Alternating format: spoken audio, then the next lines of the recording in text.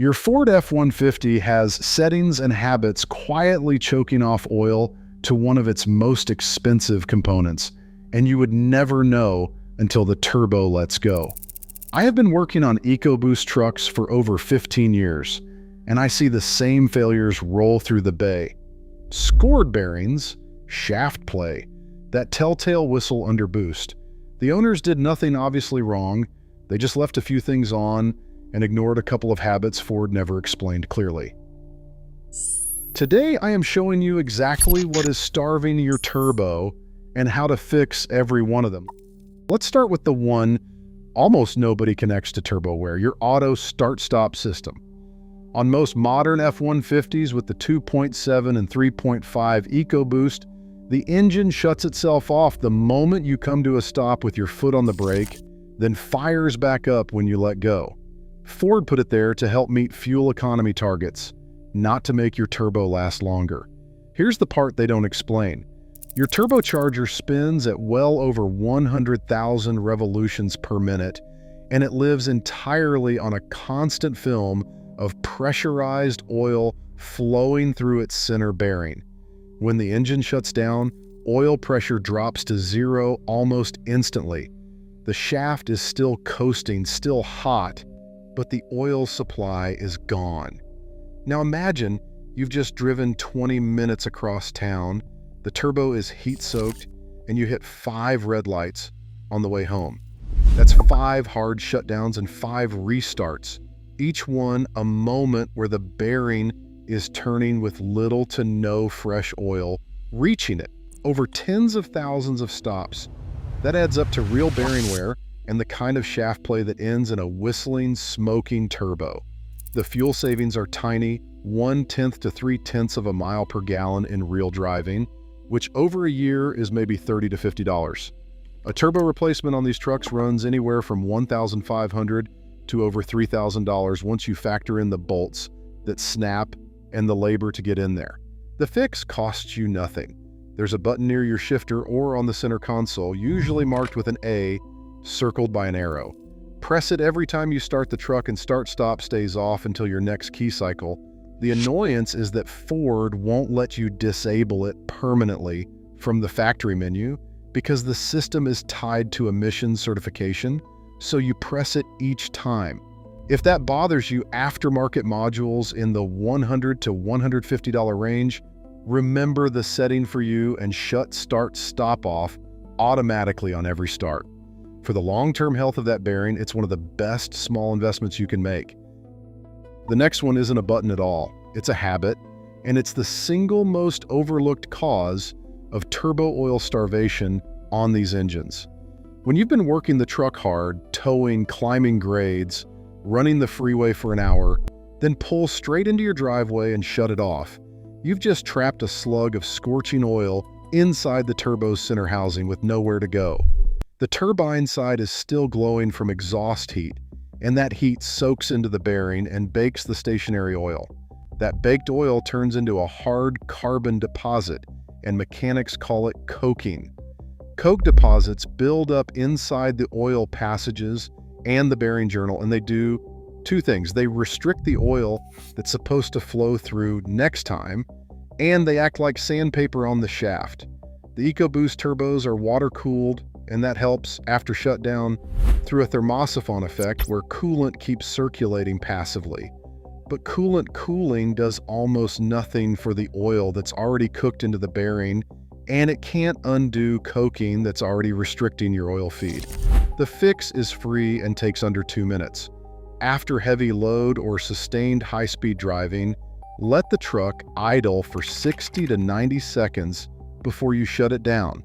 Idling keeps oil pumping through the turbo and pulls heat out of the bearing before the oil sits still. If you've just done a few gentle miles of light throttle city driving on the way home, you don't need to bother, the turbo never got hot enough to matter. But coming off a tow or a long highway pull, that minute and a half of idle is cheap insurance against a deposit that permanently strangles your oil supply. While we are on coking, your oil viscosity choice feeds directly into this, and a lot of owners get it wrong without realizing it. Ford specifies a particular grade for your engine, and on most modern EcoBoost F-150s, that is a low viscosity synthetic blend or full synthetic with the exact grade printed right on your oil cap and in the manual. The reason matters that oil has to flow through tiny passages into a bearing that runs brutally hot. Conventional oil and cheaper blends break down at high temperatures and coke far more readily than a quality full synthetic, which is engineered to resist exactly the kind of heat your turbo throws at it. If a quick lube shop tops you off with whatever is in the bulk tank, or you grab a jug off the shelf because it is a couple dollars cheaper, you may be running an oil that turns to varnish in the one place you can least afford it. Stick to a full synthetic that meets Ford's specification for your engine and verify what's actually going in if someone else does your service. This is not about chasing a premium label. It is that the turbo bearing is the harshest environment in your whole engine, and the oil's resistance to coking there is the difference between a clean passage and a clogged one. That brings us to the interval, because the best synthetic in the world can't protect you if it's been in the sump too long. Your F-150's oil life monitor on the dash will happily let you run toward 10,000 miles, and Ford's published intervals reflect that under normal conditions. The problem is that almost nobody who uses these trucks the way they were built actually drives under normal conditions.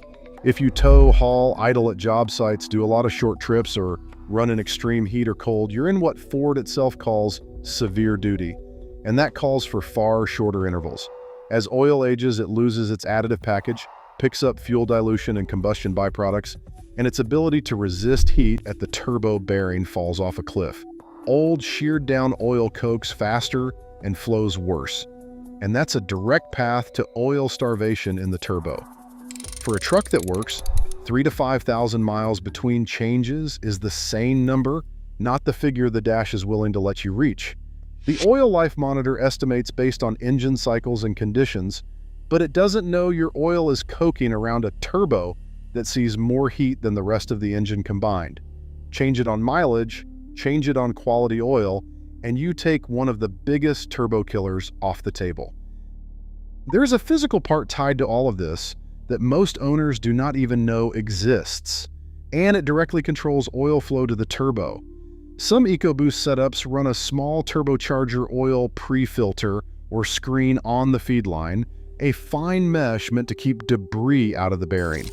The catch is that this screen can clog over time, especially if oil changes have been stretched or lower quality oil has left deposits behind.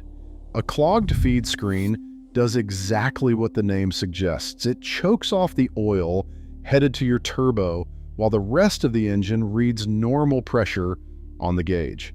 Owners get blindsided by this because everything feels fine right up until the bearing fails. If your truck has one of these pre-filters, it should be replaced as part of any turbo service. It is worth asking your shop about if you are at higher mileage or bought the truck used with unknown history. A $10 screen replaced on schedule can save you a several $1,000 turbo that died gasping for oil it was never allowed to receive. If you are finding this useful, take a second to hit like and subscribe. The next few habits are the ones I see destroy turbos most often, and the last one is the mistake almost every EcoBoost owner is making right now.